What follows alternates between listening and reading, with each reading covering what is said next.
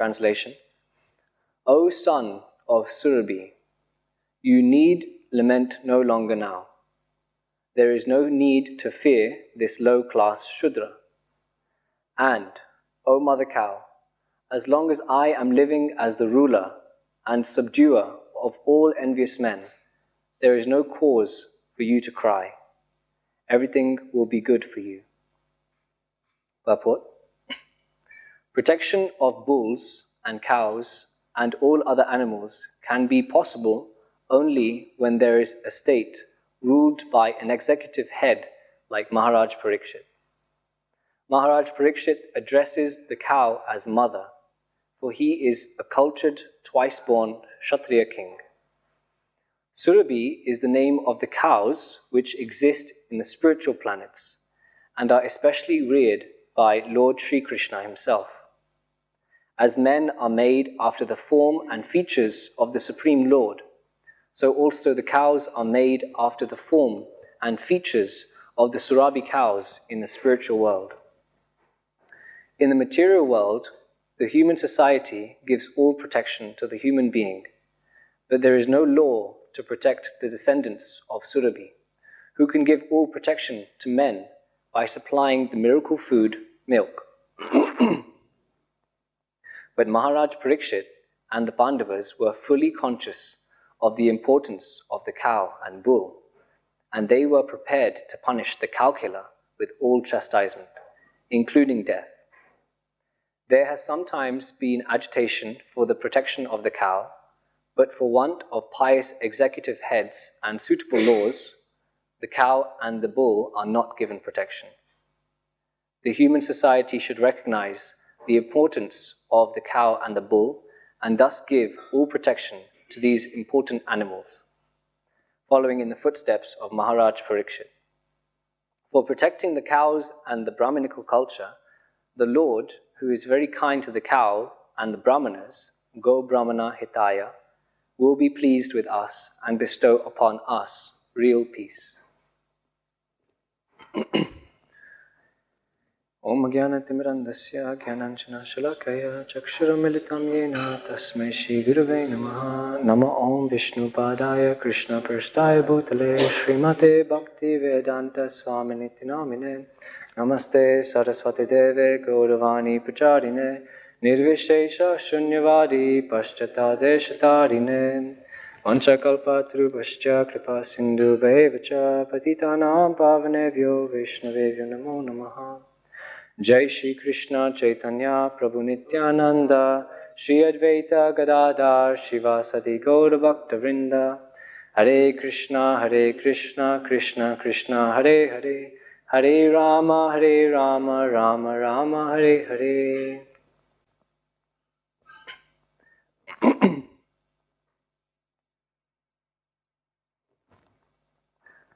Hare Krishna. Thank you for allowing me to speak on the Vyasa-san. I hope I don't make you fall asleep too quickly. And I also ask for your blessings to speak something of value to myself and for others. And thank you again. So,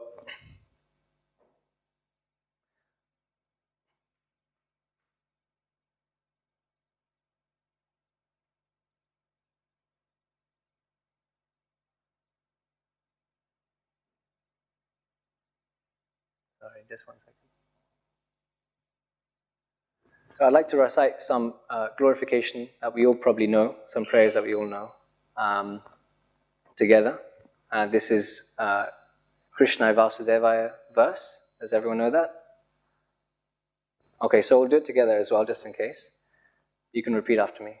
Krishnaya Vasudevaya, Krishnaya Vasudevaya, Krishnaya Vasudevaya, Krishnaya Vasudevaya, Devaki Nandanaya cha, Devaki Nandanaya cha, Nanda Gopa Kumaraya, Nanda Gopa Kumaraya, Govindaya Namo Namaha, Govindaya Namo Namaha. Let me therefore offer my respectful obeisances unto the Lord, who has become the son of Vasudeva, the pleasure of Devaki, the boy of Nanda, and the other cowherd men of Vrindavan, and the enlivener of the cows and senses. One more verse, we probably all know, but we'll go through it together. Namo Brahmana Devaya, Namo Brahmana Devaya, Go Brahmana Hitaya Cha, Go Brahmana Hitaya Cha, Jagatitaya Krishnaya, Jagatitaya Krishnaya, Govindaya Namo Namaha, Govindaya Namo Namaha. My Lord, you are the well-wisher of the cows and the brahmanas, and you are the well-wisher of the entire human society and the world. So we can see from these two verses that Krishna is intimately connected to the cows. It's his pet. In nearly all pictures of Krishna, there's a cow laying in the background. There's a cow at his feet. He's maybe upstairs in the meeting room, as the brahmacharis know, there's a cow at his feet, cow licking his hand, like this also. He's always petting the cows also. So we also, in the material world, they have pets. Krishna also has pets. These pets are transcendental. They're not, ordinary pets. And Krishna's in love with the cows. His home is called Goloka. And anyone know what Goloka means? Planet. Planet of the cows. Go, cow, and Loka, planet. Or a place. Goloka. So he lives in a planet of cows. And when he comes down, he also brings those cows with him. Just as we go on a holiday, we bring the pet. Or we leave it at home, but we're not like that attached. So we have a lot of words in ISKCON tradition, in Vaishnava tradition, starting with G-O. Can anyone say, for example, Gopal, go. It has the word cow in. Yeah, Govind. Okay? Please shout out anything that begins with go. Gopi. Govardhan. Gokulananda. Gopinath. Goku. So, Goloka, especially. What does Gopi mean? Cowherd girl. Maid servant of the cows. Gopal, what does Gopal mean? Protector of the cows, cowherd boy. Goloka, as we discussed, is the planet of the cows. Govinda, what does Govinda mean? One who gives pleasure to the cows. Gokula,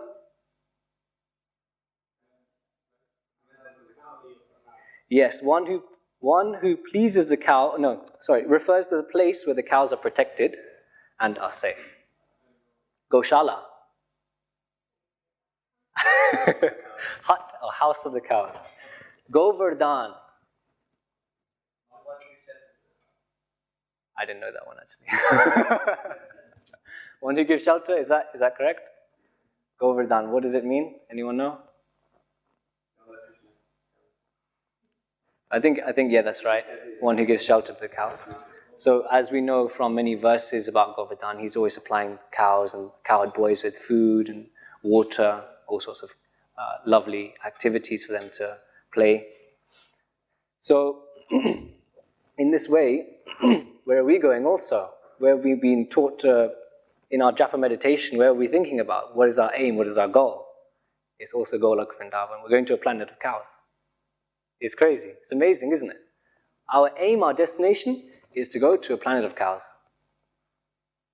Because Krishna loves them. And because Krishna loves them, we must protect them.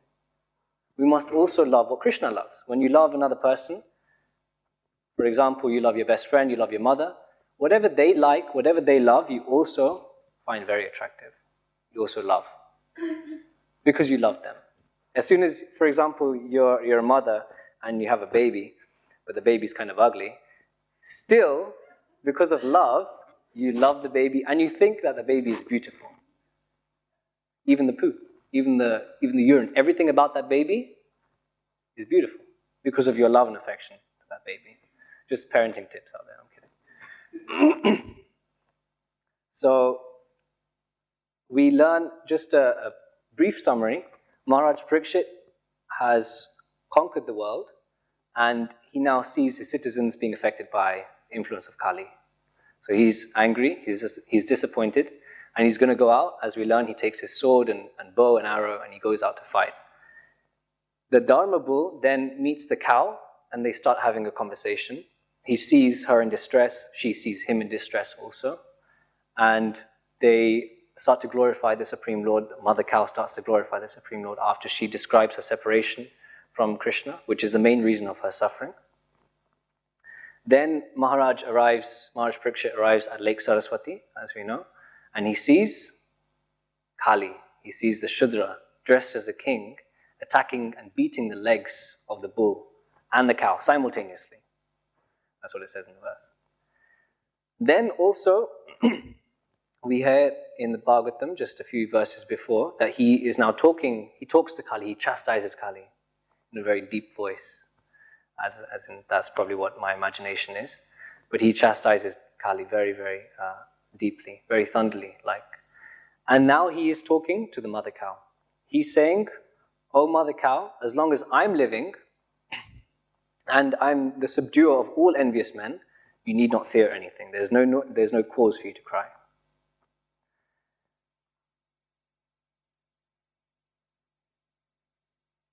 So in this presentation, I'd like to discuss what is actually the truth of Surabhi, what is a cow, what is the value of a cow, what is the glorification that the Vedas speak about in relation to the cow as well, how is the cow glorified in the Vedas, the Brahmanas and demigods, how do they glorify the cow, how is she so important in not only material society but also spiritual society.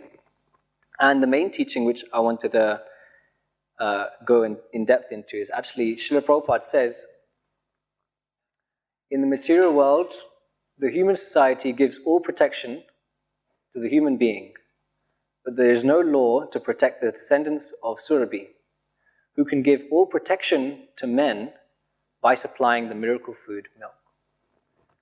Actually, we know that it is our duty to protect the cows, but actually because we have that duty, because she's actually the one who's protecting us in the first place. It's our duty to the cow for many reasons, but the main reason here, Srila Prabhupada is saying that they are protecting us. It's a mutual relationship. So there's a huge problem that Srila Prabhupada states in this purport. But Maharaj Parikshit and the Pandavas were fully conscious of the importance of the cow and bull, and they were prepared to punish the cow killer with all chastisement, including death. But now, as we see, that government there is completely different from this government now. We hear from Srila Prabhupada's lectures also that the Indian government is trying to save the cows, but India is one of the biggest distributors of cow meat in the whole world, where the philosophy took place in the first place, you see? So it's gone completely the other way around. When people are killing cows, we don't chastise them with death. We give them money.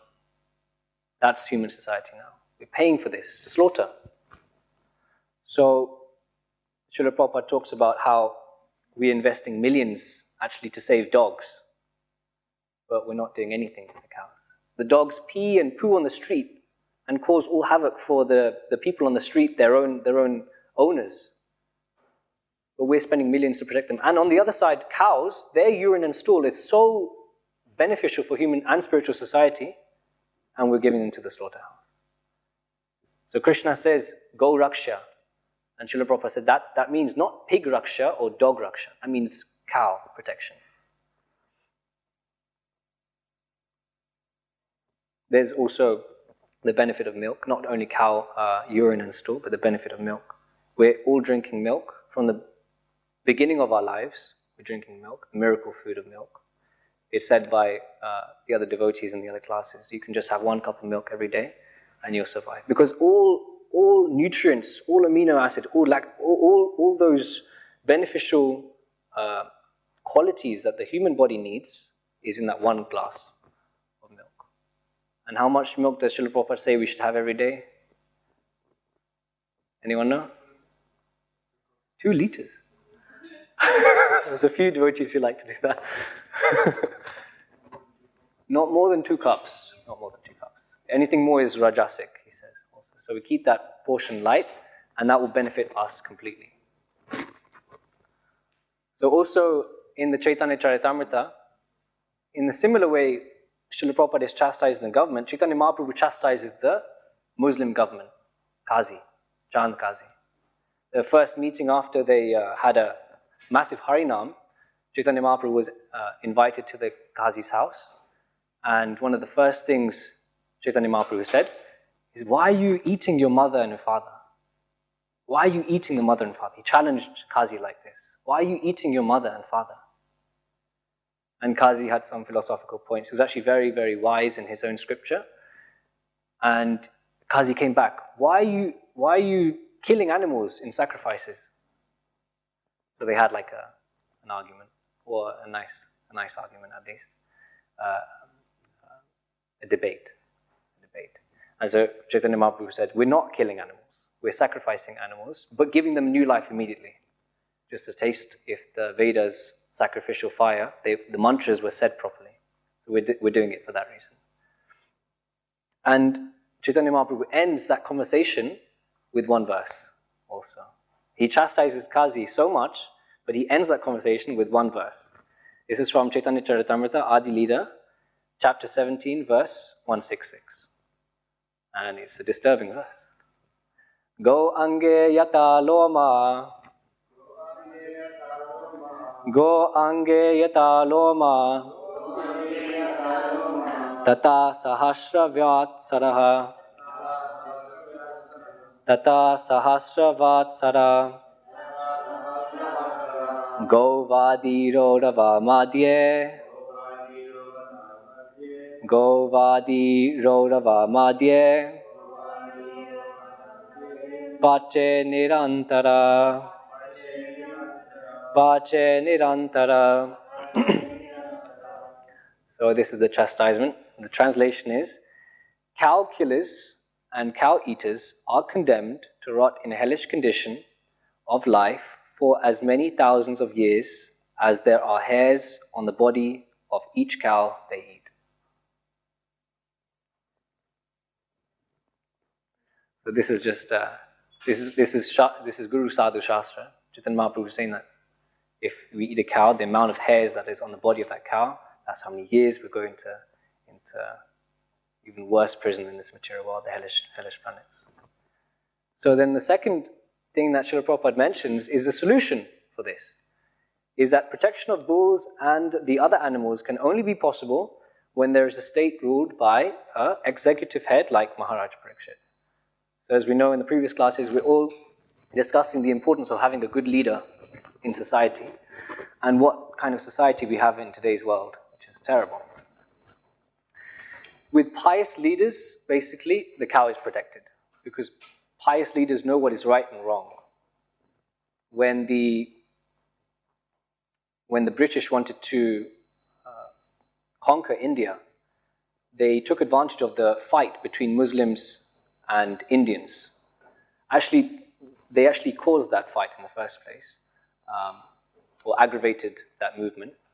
But they actually asked the Indians or Muslims, why is India so opulent? India is not like it was today. Obviously, we know how India was like, opulent, rich, and it got conquered several times by many, many different leaders of the world. But they asked, why is India so opulent? And the answer was, because they are having cows. Their worshipful deity is cows. So you attack the cows, you attack India. So that's what they did. They started attacking the cows. And India's opulence slowly broke down. Because wherever the cows are, is mentioned in the scriptures, there's a lot of opulence. You need 1 cow in your house, and you have an opulent house. You have everything you need to eat, drink, the cow will give you all protection, just like Srila Prabhupada says in the purport. And when I was reading that, I was like, I need a cow in my house also. But I'm in the brahmacharya ashram. The mentality was different. So when we have great leaders, we see what they're doing right now, and we do have a great leader right now. And who's that great leader? Srila Prabhupada. And what has he done for the cows? He's given them, I think, how many goshalas are in ISKCON right now? Over 100. I don't know, I'm not sure how many, but he's set up all these goshalas all around the world. And now, for example, when these goshalas are set up, their main objective is to take the cows before they get slaughtered and bring them into the farm. Actually, one of the main objectives, at least. And that's how they grow the farm in the first place, at least, as well. So they're saving the cows from slaughter. And this is only done, we have this available because of Srila Prabhupada. And why has Srila Prabhupada done this? Because he knows what is right and wrong. So actually, when we know what is right and wrong with knowledge, we also do the right thing. We have the right action. We know what is beneficial and what is harmful for the society, what is beneficial and harmful for ourselves also. So the main benefit or solution is to gain knowledge. To gain knowledge. So Srila Prabhupada says, which is the main point, the human society should now recognize the importance of the cow and the bull, and thus give all protection to these important animals following in the footsteps of Maharaj Parikshit. So the solution is to recognize the importance of the cow. So we have to preach to others, just as we're doing in ISKCON, preach to others about the importance of the cow. We have many facilities and available meetings with very, very top-class people, sometimes also, and we can inform them. This is the importance of the mother cow. But also we can practice that for ourselves. We can give them the knowledge. So when we talk to these people who are in power, which is what Srila Prabhupada liked to do, the first thing he always is discriminated, what is a cow, what is a human, and he especially is told the cows and the animals, they have souls. That's the main atheist teaching, at least to help those in the beginning stages of their life. Cows and animals have souls. And how would he establish that? He looked at the similarities. A human being, he has 4 propensities, and the animal has 4 propensities. Eating, cow eats, human eats. Sleeping, cow sleeps, human sleeps. Mating, animals and cows, animals eat, animals mate, and the human mates. And defending, the animals are known for their defensive mechanisms, and the humans also have huge bombs everywhere. So the propensities are the same. But Srila Prabhupada goes even further, and he says that there are 6 stages of life. And those 6 stages of life are also similar in animals and humans. First stage is birth. Animals take birth, humans take birth. Second stage is growth. Animals grow, humans grow. Animals also stay. The third stage is staying for some time. They also just carry on with their activities. And the human also carries on with their activities. Animals reproduce, human reproduces. Animals dwindle. You can see animals sometimes also grow grey hair and things like that. And the humans also grow grey hair. Animals die, human dies. Shishi Radha Gokulananda ki jai. Sitaram Lakshman Hanuman ki jai. Shishi Gauranitai ki jai. Srila Prabhupada ki jai. So these are the 6 stages of life, and they're similar, animals and humans. So what is the difference? How can one say that animal doesn't have a soul? What is a soul? What is the position of the soul? Firstly, is consciousness. Nothing can move or grow, dwindle, reproduce without having a soul in there in the first place. The tables aren't reproducing because they don't have the soul. The microphones aren't reproducing because they don't have the soul. But if they had a soul, they could reproduce. Think about it like that. If they So we also know, as not just atheist teaching, but Vedic teaching, Vaishnava teaching, that everyone is a child of Krishna. So Srila Prabhupada also mentions that to the high-end political people, everyone is a child of God. And they know that from their scriptures also, from the Christian Bible. And in the Bhagavad Gita it says, 5.8, the humble sages by virtue of true knowledge see with equal vision a learned and gentle brahmana, a cow, an elephant, a dog, and dog-eater, outcast. So in the Bible, they're trained to try and see everyone as a child of God, but they don't take that seriously. They changed the commandments, thou shalt not kill, turns to thou shalt not murder, because they think that the animals are of a lower species and humans have intelligence. And then also in the Vaishnava teachings, we're told to make sure that we also believe that everyone is a child of God. And this is stated in this Bhagavad Gita verse. And to state it even further, in Vaishnava teaching we hear that we have 7 mothers. Anyone want to cite the 7 mothers? Anyone remember? Roberta Prabhu?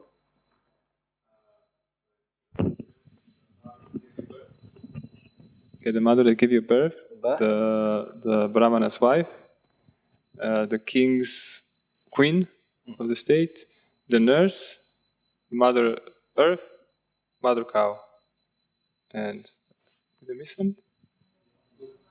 Mother. Guru, and Guru's mother. Guru's wife. Teacher's wife. So this is what we're taught. So not only is the cow an animal, cow is very, very important. It's a child of Krishna as well. The animals, not only are they having souls, but they're also children of Krishna. And the cow is our mother. So Chandkazi is getting chastised. Why are you eating your mother? It's a horrible thing to do. She's giving you milk from the day you're born, and this is they think that this is civilization. It's what Srila Prabhupada says, that we're killing our own mothers and thinking that we're going to be peaceful. We're killing our own mothers and thinking that we're a civilized society. So actually there's a lot more.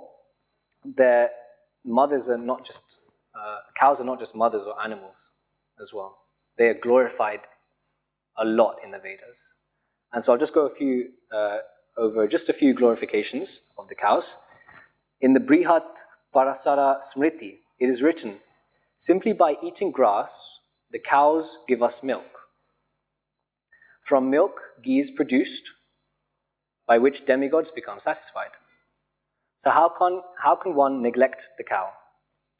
Simply by her association, a person becomes purified.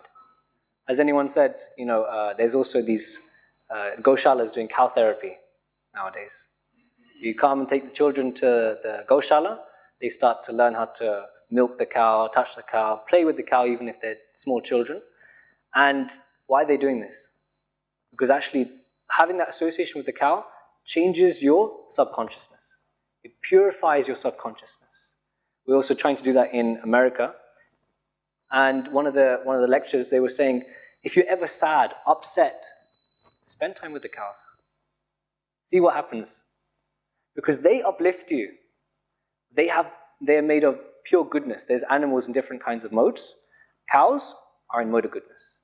So you hang out or you spend time with someone who has amazing consciousness, like your spiritual master, like Srila Prabhupada.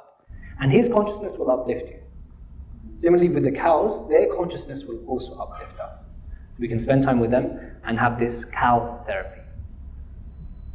Simply by her association, a person becomes purified. By serving her, one achieves unlimited wealth. We're seeing in the Vedic scriptures that the cow's body is full of demigods. So by worshipping the cow, what are you doing? Worshipping the demigods. When you worship demigods, what happens? You become opulent materially. This is just in the Vedas, not Vaishnava teachings, but you have unlimited wealth serving the cows. And by donating the cows, one can transfer himself to heaven. Woo. There is no wealth superior to the cow. All demigods reside in the different parts of her body.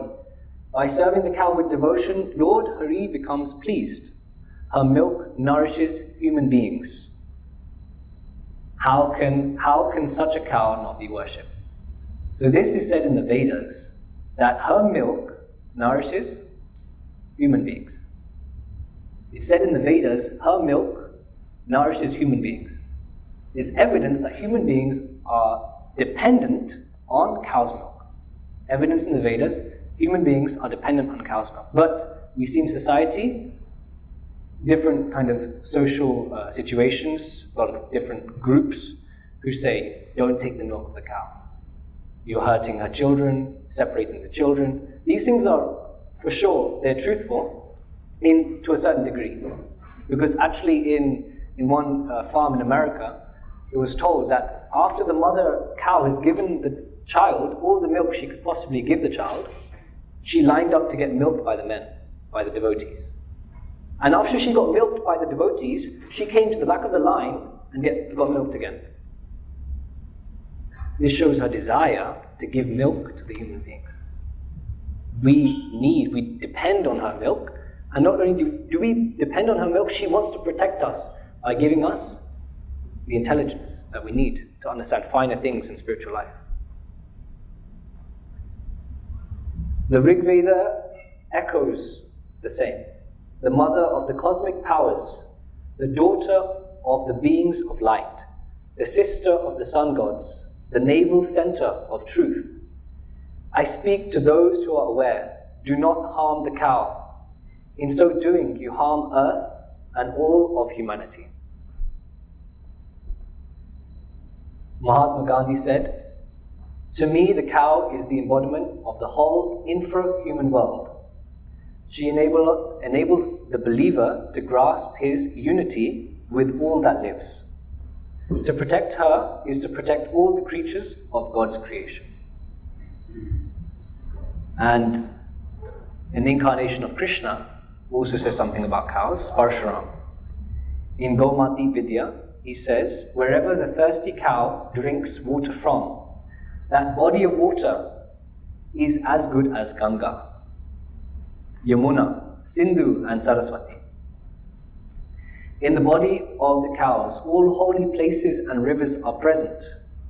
Lakshmi Devi is residing in the dung of the cows.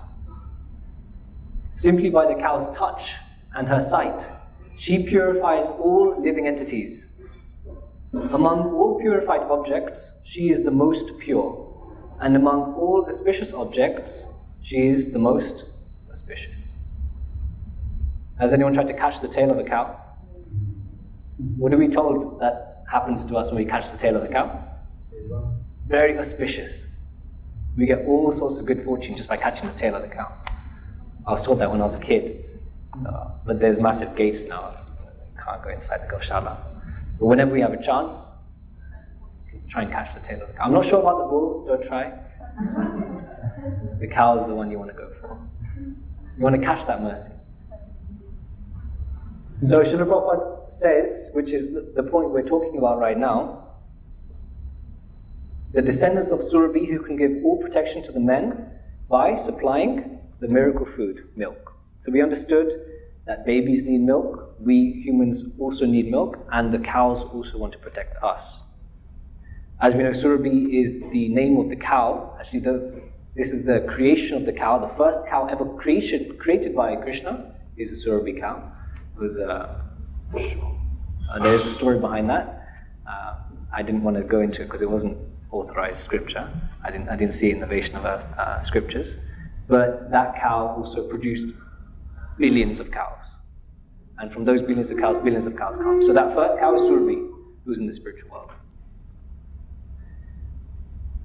And we also have knowledge that she is protecting us. But not only can she protect us, she can protect the demigods.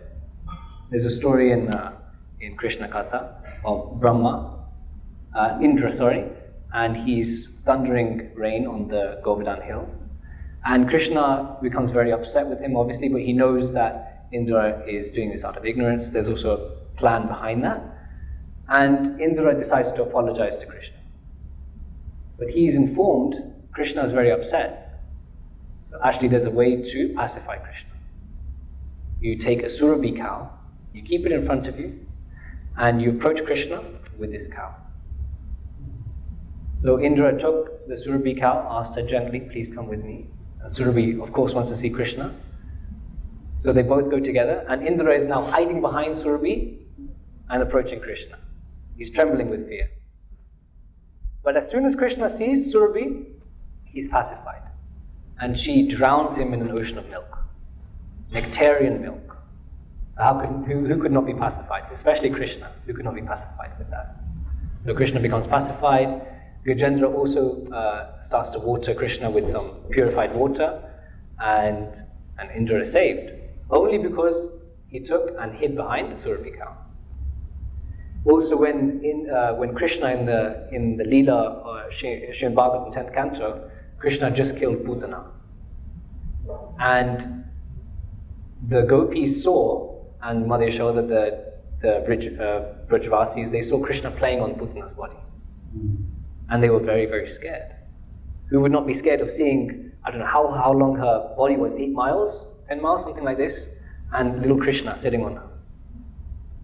And she's lying there, passed out. And what did they do? They started doing all these mantras to protect Krishna. They started chanting Vishnu's names. And what did they do? They started taking the cow dung and smeared it all over Krishna's body. They took the cow urine, smeared it all over Krishna's body. They took the dust kicked up by the hooves of the cow, and they smeared that dust all over Krishna's body.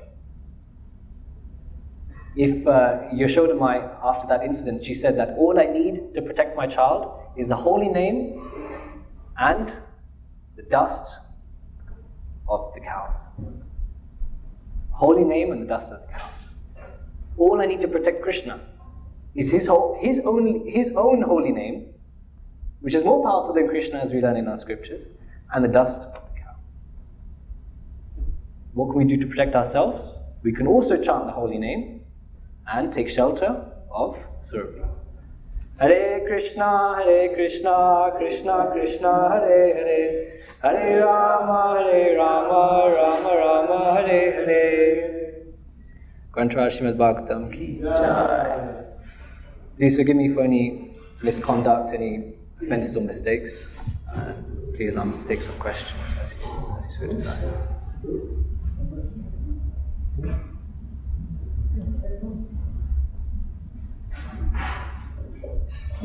Prabhu, thank you very much. I'm looking forward to my visit to Goshala to use to observe and worship the cow, as you said. I was thinking, usually when I'm thinking, it's mentioning to people in general about the cows, importance of cow, because cows give milk. They could give an argument but there are other animals giving milk as well. So, why would we have to protect cows? Why we don't protect other animals as well, like goats, sheep, I don't know. So do you have any comment on that, or? So yes, Srila Prabhupada mentions that other cows, they do give milk, but the potency of that milk is a lot more fat. There's a lot more, there's not the same quality and potency that the cow milk gives. The Shastra, they also say protect the cows and the Brahmanas. They say that the other animals, they're there, protect them as much as possible, but the Vedas say that if there's low-class Shudras who can't eat vegetarian food, don't eat the cow, eat the other animals. Always say protect the cow. So actually it's mentioned by Srila Prabhupada, the importance of the cow's milk versus the importance of the bull's milk, for example. And the Shastras explain that one should always protect the cow. Because a cow is the individual. Not only is she Krishna's very dear pet, but she gives us the intelligence to the Brahmanas. She gives intelligence to the Brahmanas to rule over, or to guide society nicely. If the Brahmanas don't have the cows, how will they get their spiritual intelligence? It's like cutting the head off human society. So in that sense, we should try and protect the cows. So there are lots of subtle benefits of the mother cow than other animals as well. Okay, thank you. Okay.